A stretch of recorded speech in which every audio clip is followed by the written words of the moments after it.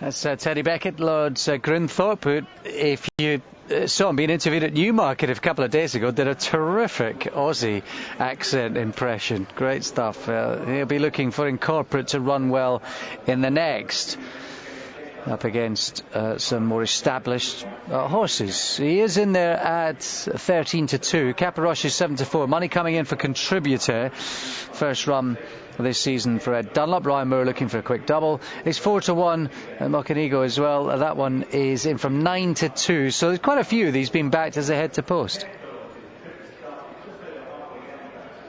And Caparushes is the one being backed into clear favouritism at 7-4 now, and there he is down at the start. Eddie, he put up some smart performances last season, and he's still got lots of fancy entries. Yeah, and the small field should suit him. He's a big horse, and he's clearly done well in physically looking at him.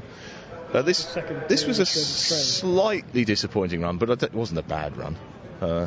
They came right away from the third, Linguini. And he wasn't asked to make the running. He'd made all when he won his initial races at Kempton and Salisbury. And they tried different tactics in the group race after that. And it didn't really suit. I think today Mick will probably be bouncing out and trying to get to the front and set the pace he wants to set. He is a big horse, really looks tremendous. And I thought he was entitled to be favourite. Certainly on last season's form he was, and he is favourite. And the stable have started off really well. Improvisation won the maiden the other day, and the 2-year-old won as well at Fireblaze at Newmarket. So stable in decent form. Horse looks really well. Lots of positives. Contributor from Ed Dunlop stable, reading his blog on his website, saying the horse has been working well, and a good little profile he put together last season. He did. He improved on his Newmarket July run to win his maiden at Wolverhampton. And another stable in good form. High Troja won a handicap effortlessly the other day at Leicester, and Jabart won really well at the Craven meeting. So stable in form. This horse is in the Dante, looks just in need of the run, I thought. Only just. Very well. Ryan Moore, good booking. He's in the Dante, so well thought of. The handicapper says he's got £10 to find with the favourite. I think he's going to improve, but I think the favourite's improved as well physically. So favourites in the Derby, incidentally, and the Guineas, although the fact that they've gone to 10 straight away suggests they're looking at longer distances. What about Peter Chapelheim's runner, Mocenigo, who's I think he's the top-rated horse in the race, fourth behind Fantastic Moon at Sandown in the Solario. Yeah, that was his best run by some way. He finished last in the Royal Lodge after that. And excuses? Possibly the ground, I think. It was rattling fast when he ran so well at Sandown, and certainly was a bit more cut the next day. Little bit more wintry than his rivals when they took the rug off, carrying a little bit more condition than either of the top two, I felt. And I think he might just be flattered by that rating. He too is in the Dante, but he'd have to run up to the Solario form. And I do think Caparushes myself is. If they were in a handicap, I think getting £9 from Mocenigo, I don't think it would be a race, but we'll see. And finally, Crook Relter, who is having her first run since July last year. She had a couple of bits of decent form to her. Yeah, took the rug off her. She looked really fit, really wound up, ready, and she just tailed off at the end of the season, and she's more exposed than her rivals. She's only had the 5 runs, but she ran to a level all the way through. She ran into one in Thayer at Ascot in June, and wasn't seen after beating Ask the Guru at Salisbury in July. Ask the Guru's changed stable since, hasn't done much in 2 runs this season, so the form level doesn't look quite good enough to beat the Colts. We forgot to mention Incorporate, who is a nice horse, won his maiden really well, showed real guts and determination at Doncaster to beat Spaceship, and Spaceship ran well behind Improvisation in a maiden at Newmarket either yesterday or today, or the day before even.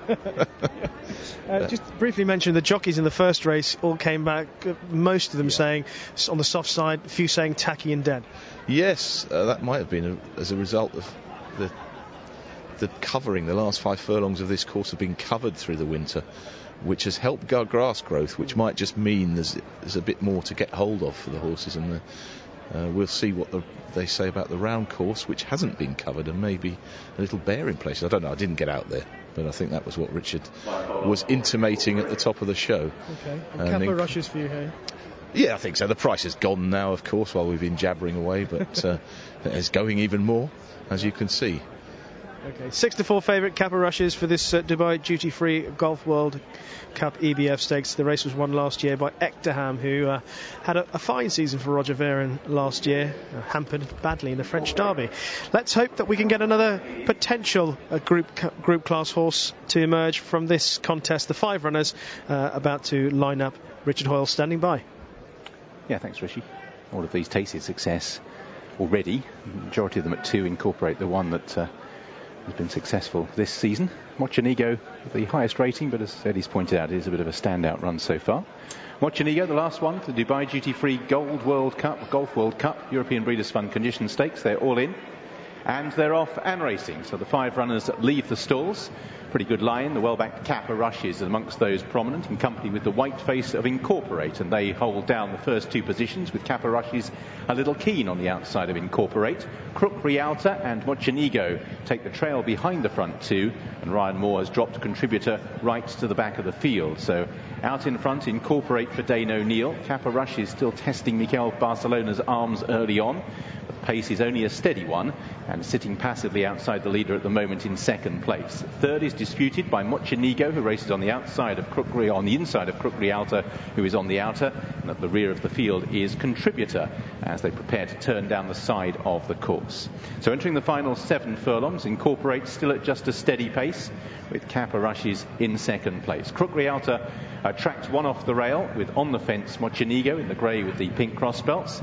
The rear of the field is Contributor, and now Mikel Barcelona just lets Kappa Rushes stride on a little more and moves into a more threatening position outside the leader Incorporate, and that leads to a slight increase in the pace. Crook Rialta is third, in fourth Mochenigo, and still Contributor nicely settled at the rear of the field. So they're turning back then towards home. Still over 4 furlongs to travel. Kappa Rushes down the centre in the noseband. On the right, the white face of Incorporate. Crook Rialta is in third place with Mochenigo, and Contributor gradually being produced down the centre of the racecourse with a long steady run. So they've still got over 3 furlongs to travel. Kappa Rushes alongside Incorporate. Crook Rialta coming there strongly in the yellow cap at the moment. Mochenigo and still Contributor just being held together. Kappa Rushes with Crook Rialta, who's running a big race on the outside and travelling every bit as well as anything at the moment. Contributor is still gradually making ground. On the inside, Incorporate gives way. Crook Rialta takes over. Contributor will be the challenger on the near side. Then back in third, Kappa Rushes can't go on, and Ryan Moore's gradually squeezed the lemon on Contributor with this long steady run from the rear of the field. Has moved through to head Crook Rialta and is going on by a length or so. Kappa Rushes no more to offer in third, and Contributor provides a quick fire double for Ryan Moore by going from last to first to win for Ed Dunlop. Contributor beat Crook Rialta, who ran really well. Kappa Rushes was third, in fourth place Incorporate, and Mochenigo dropped out to be last of the 5. Smart performance from Contributor on his seasonal debut. This Dante entry has come with a sweeping run under Ryan Moore to win this condition stakes here at Newbury and defeat Crook Rialta, who's run a very fine race in defeat. Yes, she has. She was fit and ready, and Shannon clearly got his horses well forward, and disappointing from Kappa Rushes, but I think he was disappointed by the tactics used. I thought they'd go to the front, make the running, test the others, and he pulled a bit hard off the steady pace set by Incorporate, and only late on, when he was switched to the middle of the course, he stayed on. That's something we'll talk about. Perhaps the far rail is not the place to be in the home straight, or the stands rail, perhaps, from the evidence of the first rate, but it's very small evidence, a 5-runner race. Incorporate set the fractions. Now, he looked a dour stayer at Doncaster, and he hasn't had to go very fast to